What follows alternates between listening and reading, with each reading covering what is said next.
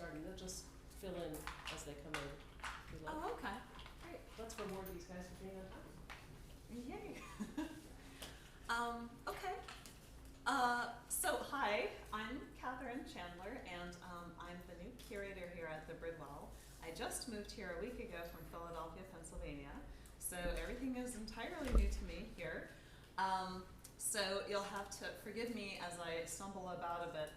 These materials are new to me as well, but you know, I'll have some background or knowledge of many of them from other items I've worked with. So we'll see how I do. So thank you for bearing with me, as it were. Since your class is about the Bible with Jewish and Christian Bibles, I wanted to first get out a couple of these scrolls. They're Jewish scrolls. This large one is a Torah, and the smaller one is actually a Megillah, or a Book of Esther. Define Torah for them, just. Oh, okay. We're really at beginner stage. So a Torah is, well, and you're going to have to help me with this. A Torah is only certain books of the Old It's just the Testament. Pentateuch. It's the first five books: Genesis, Exodus, Leviticus, Numbers, and Deuteronomy. Okay. This, and a lot of times, you know, especially for the use in a synagogue, you're going to see it in this large format, this large scroll format. This one is a very special one. There's two that the Bridwell has, and this one was actually appropriated to the Bridwell. It's very special because it was actually made in what is now the Czech Republic. And this is from probably the first quarter of the 19th century. And the village where it was made is actually the village where Madeleine Albright's family came from. And the Jews who lived in that village were actually taken to Nazi death camps before and during the Second World War. And all of the items in many of the Jewish synagogues that were in areas taken over by the Nazis were reappropriated to a Jewish museum in Prague. And so there was this whole system where they've tried to put these items from these synagogues into certain libraries and so forth. So there's a connection here at SMU whereby this Torah came into the Bridwell's collections. So this is a very special Torah because of its what we call provenance, meaning who it belongs to, where it came from, and so forth. It's a manuscript. That means that it was written by hand. And I think that most of these kinds of Torahs are, you're going to have to correct me on this, is that the case, that these Torahs are manuscripts? So for reading purposes, in the context of the liturgy, in the context of prayer worship, this has to be the form in which it's read. It's never read from a book form. It's always read. And there are different styles. This is European style, and then there's also a style that gets traced back to Spain and the Eastern territories, and those are in big cases, solid cases, and they're read standing up in the case as opposed to this, which is read lying down on the table. So in other words, is this like an Ashkenazi form, and those are Sephardic? Exactly. Okay. See, I have not gotten to work with the Torah before, so this is very exciting. So meaning that it's a manuscript. If you guys are taking notes, it's a very basic sort of idea. If you're taking notes, you're actually making a manuscript. That is what a manuscript is. It comes from manus and scriptus, written by hand. That's the basic idea of a manuscript. So anything that is written by hand is a manuscript. It's a very basic concept. But this entire scroll was written by hand by a scribe with ink, obviously. And what the substance is here is parchment. In many cases, parchment will be vellum, which is specifically calfskin. It depends on the location where you are, what kind of animal skin it might be. In Europe, that also depends. If it's Central Europe, sometimes it can be like deer skin. Sometimes if you're in the south of Europe, it can be goat skin. And you can also have sheepskin. This is probably calfskin. It's probably vellum. And if you look closely at it, which I will invite you to do, you'll be able to see like darkening at the edges. And in the darkening of these edges, it's probably from use. But you can also sometimes see, depending on on how the parchment was prepared, you can see the particles of the animal skin and from the flesh and so forth. What we have here is a Megillah, which is the Book of Esther, very specifically, and it's prepared in the same way. It's also a scroll form. So this is also from the same time period. It's been dated in its catalog record very specifically to 1800. There are no notes as to why it was dated to that, and it has not been placed. So this is from around the Czech Republic. We don't know where this Esther scroll or Megillah is from, but the Book of Esther is used in particular around the festival of Purim, which is a fun festival if you're Jewish. So you get to do fun things like pie eating contests and stuff. I'm not Jewish. I'm just trying to remember what my Jewish friends do when it's Purim, but that's when they read the Book of Esther. And of course, Professor Lander can speak more about that probably at some other point, because I know we need to get through some materials. But what I do also want to say, just in terms of book history, is that the scroll is an ancient format for texts. So in antiquity, especially in the Mediterranean, where you have Rome and you have Egypt and you have Greece, they're all around the Mediterranean basin. This was the format for longer texts in the ancient world. And around late antiquity, there was a definite transition from the scroll format to the codex format or book format. And so this is something that has been retained in the Jewish faith, in the Jewish tradition, and continues to be used, for liturgical purposes. And so it's very important in book history, and it's important to see this in real life. It's very exciting. And if you're Jewish, you see this when you go to synagogue and they bring out the Torah. So is there anything that you wish to add? Questions? Questions? Why did it switch from scroll to book form so late when the printing press has been around? Well, the printing press in the West didn't happen until the 1450s. So late antiquity is around the 200s, 300s AD, is around that time when they did the transition from the scroll to the codex. So that's way before printing. However, in the East, they were actually printing, very, very early. So, but in different ways. There was stamp printing in China, and they were actually printing with woodblocks in China and Japan very, very early on. And then there were entire books being printed in China and Japan, in the early hundreds AD. So they were way ahead in terms of book production in the Far East of the West. So if we're talking about Western book history, it's a different kind of story. But actual movable type in China, they started using ceramic movable type early on, and then in Korea they started using metal movable type in the 1300s, and then Gutenberg in the West invented, but he didn't really, the printing press around the 1400s. So the Gutenberg Bible is produced between 1450 and 1455. So that's when there was actually a revolution, and it spread all over Europe. But that was, as you can tell, in the West, that was way after the codex form. So, but a lot of the attribution in the West of the transition from the roll to the codex in the West is to the early Christians, because the early Christians disseminated a lot of texts. They wrote a great deal. The Christian leaders, not all Christians could read or write, but the Christian leaders could.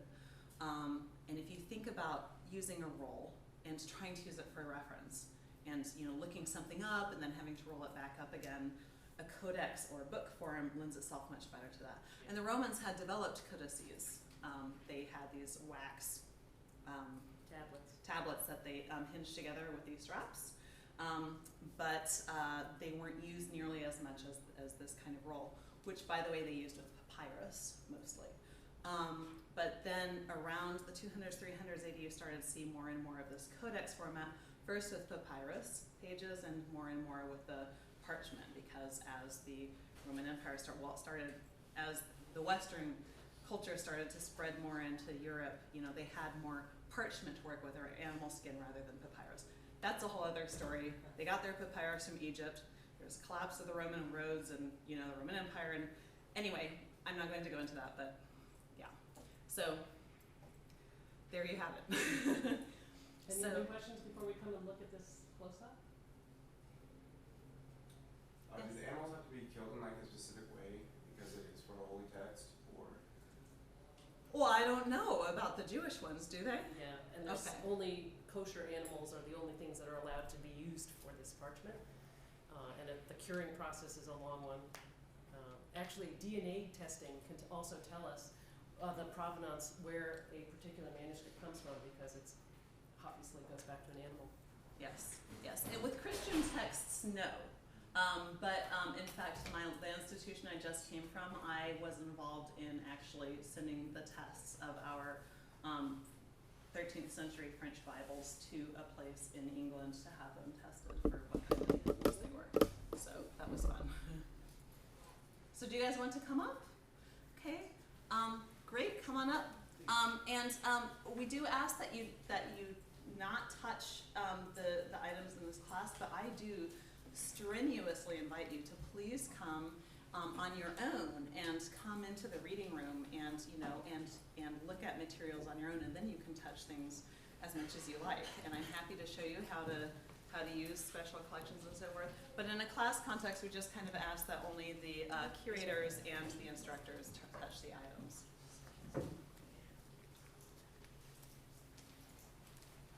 So back in the old days, they used to make you wear gloves when you worked in manuscripts, and then they found that those actually were more damaging because the Yes. fibers in the gloves were worse than hand oil. So if you've ever played in a handbell choir, you know, if you turn the pages that you wrote them.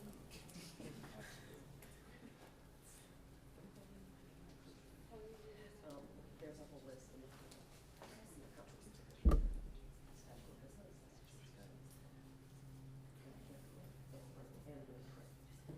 And these are very heavy, so if you actually looked at a book or a codex that's made out of that has parchment pages as opposed to paper ones, they're very heavy. So yeah, this is a very heavy scroll. Plus, of course, the wood dowels that it's on add to that considerably. So I just want to point out a couple of features of a Bible manuscript in the Hebrew tradition. One is whenever there are injunctions that are sort of primary commandments, they're written in a different collimation, the justification, let's use that modern term, for how the text is spread out on the page is different. I don't know if you can see, there's all these spaces left. Each injunction stands on its own because it has these spaces left between them, so you can see, the sort of the visuality of the concrete commandments. In the 10 Commandments, which we're not going to scroll back to because it's like 2/3 of the way back, they're actually written in two matching columns, 5 and 5, along the same concept as when you see the tablet sort of recreated. If you were in class with us on Monday, we saw the tablet sort of 1 through 5 and 6 through 10 on the other side. That comes from this manuscript tradition.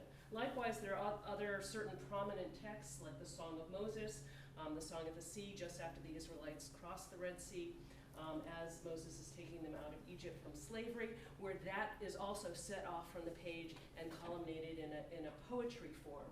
So you've got a kind of design, and there's certain letters. I don't know if you can see, all these letters are kind of roughly the same size in terms of if you were to talk about type font size, they would all be about the same. There are a couple of letters in the Torah that are also written exceptionally large, double or triple size, and that's also to point out features that are important texts. It's a way that the tradition of manuscript writing could point to, without drawing arrows, important aspects of the text. And then both of these are chanted in the context of the synagogue worship. Each scroll has its own chant tradition, and the Torah, the 5 books, are chanted differently than other texts. So these two would have 2 different cantillation traditions associated with them. Any questions about? So that's are like, those are 2 separate pieces, right, that are just sewn together? Yes, so you can see here there are little stitch marks along, they seam the parchment together so that it becomes one long scroll. And then they score, if you look really carefully, you can see that they've taken like basically a ruler and a blank pointer and scored and created lines so that that's how it's so straight and beautiful. And then finally, the scribe will come and write copy from another version, this Torah. And then it has to be checked and double checked, and then they can make corrections by scraping away. That's the advantage of using vellum, is that you can scrape away, they're fairly thick, and then correct it as it goes. And they need to be maintained because this ink tends to crumble over time.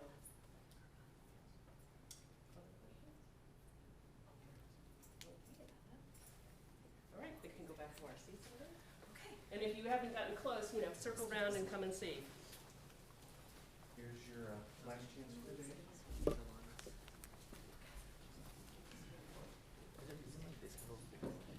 Why, this one's bigger? Yeah, because it's used every week. Oh, This is no. only used once a year. No, I meant like this, like the physical handle on this one is bigger than one. It's not always that way. Oh, okay. I was just curious. That varies a lot. And the ornamentation of those dowels also varies tremendously.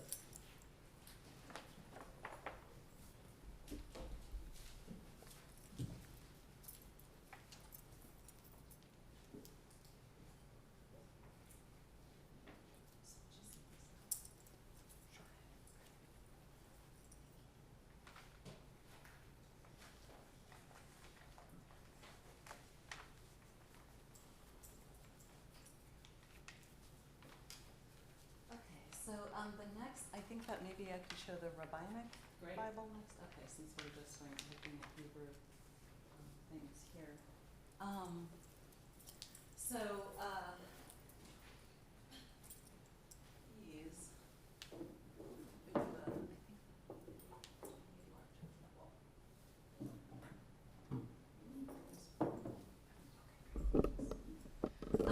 so this is a Rabbinic Bible. And the complicated thing about all these Bibles that I brought out is, of course, they all have at least 2 volumes. So I brought all the volumes of each one, just in case, whatever you wanted to look at. Now I wanted to say that the interesting thing about many of these Bibles, this. Do you think it should? Yeah, maybe open it a little bit. Oh, the other side. That's right. These open backwards. Right, I and forgot for just a Hebrew is moment. from right to left, like Yeah. most all Semitic languages, and so. Yeah. I just came from a library where we only had one printed Hebrew Bible, but it actually opened from the front, from our way, instead of the other one. It was a Ferrara Bible. So it was actually in Spanish, so maybe that's why. And otherwise, I'm used to working with manuscript Bibles, and then I remember to open it from. Sorry. So anyway, so this is a Rabbinic Bible, and many of these Bibles are from this collection from Elizabeth Prothero, and so she's one of the great benefactors. She and her husband are great benefactors to the Perkins School of Theology, and she had this phenomenal Bible collection that she gave to the Bridwell. So this came from that collection. So I'm just going to, since I'm unfamiliar with these books a little bit myself, I'm just going to tell you a little bit about this. This is actually printed in the whoever was over here who asked about Gutenberg.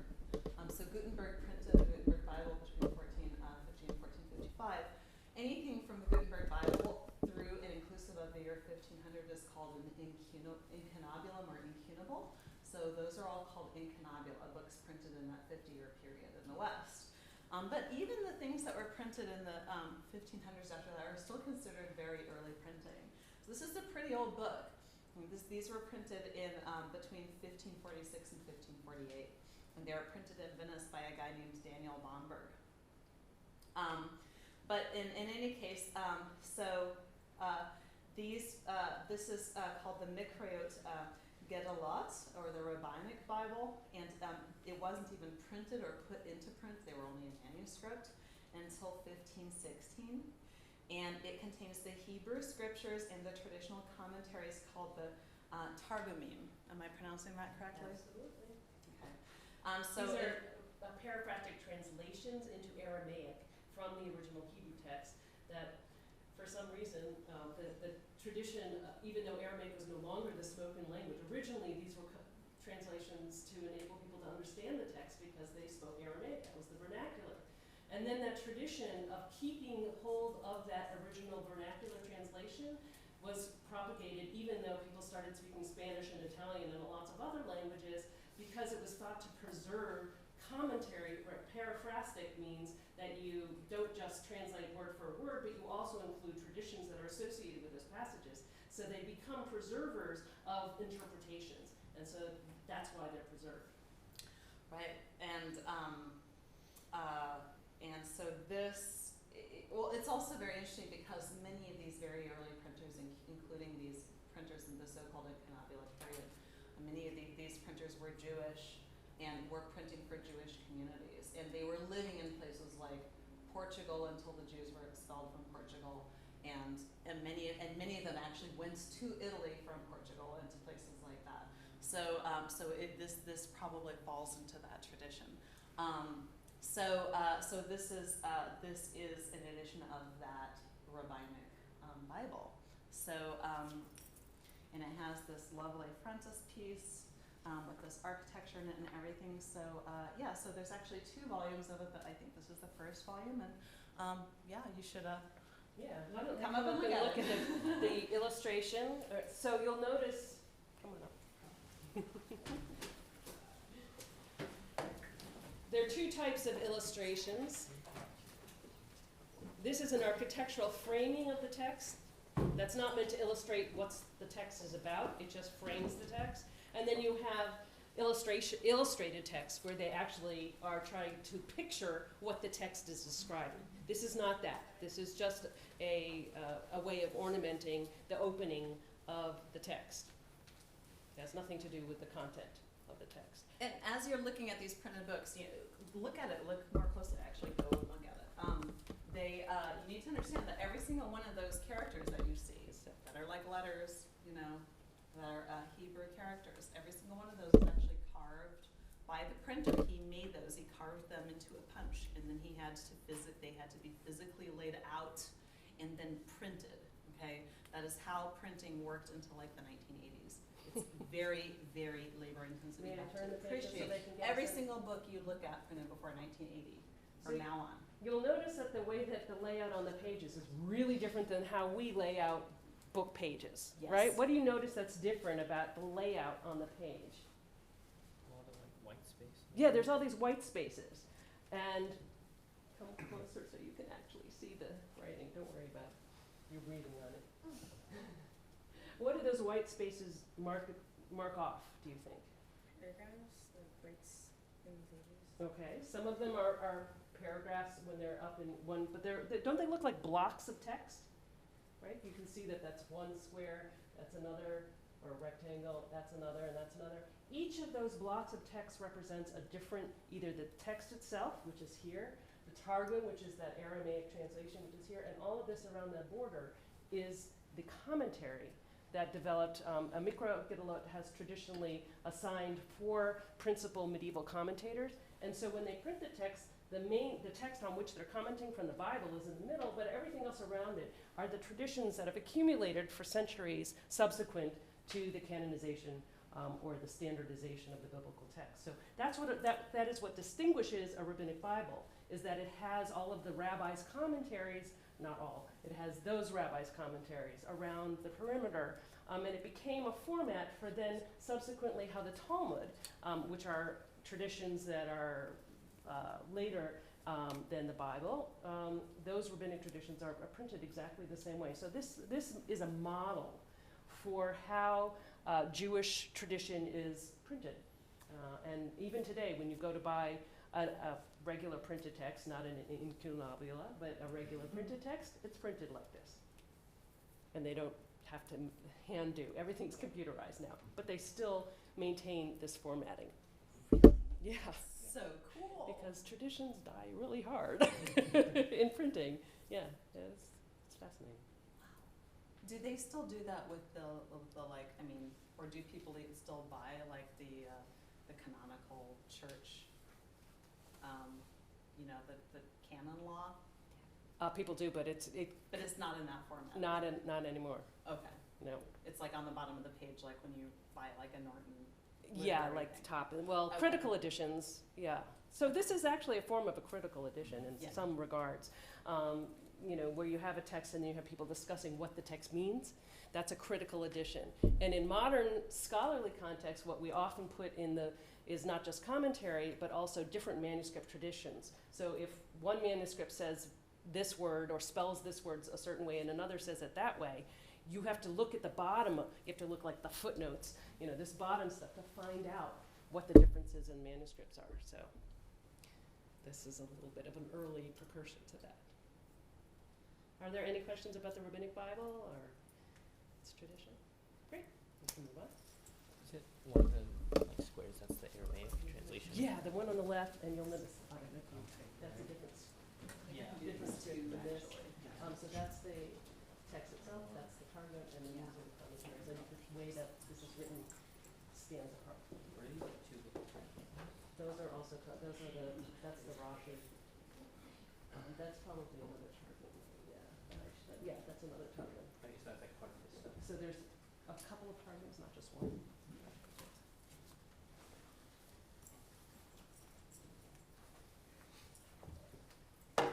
So these are a couple of Christian manuscripts. Maybe I can.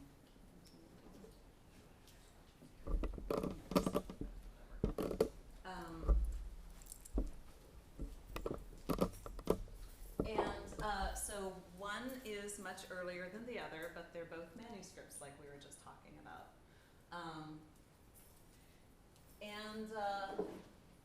One is Armenian, and the other one is French.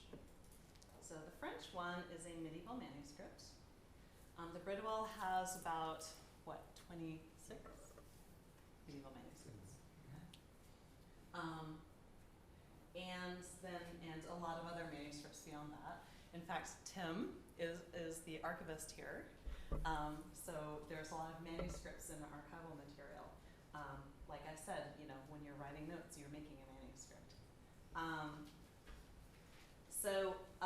In Armenia, there's this tradition, in particular, they maintained a tradition of writing these gospel books. Now, gospel books